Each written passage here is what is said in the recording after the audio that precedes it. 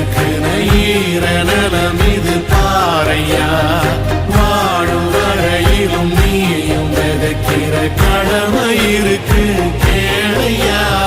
கோழி விளக்காயேந்தி கிடந்த வீடு இருண்டது ஏனையா மாட விளக்கா நீயும் வரத்தா வீடு ஏங்கி இருக்குதையா எத்தனை சாமி வந்ததையா இது எந்தெந்த சாமி தந்ததையா எத்தனை பாட்ட சொன்னதையா அத சுத்துற பூமி கண்டதையா அடிச்சு வீசும் காத்திலையும் அந்த தகப்பனாச சுத்துதையா வெளிச்சு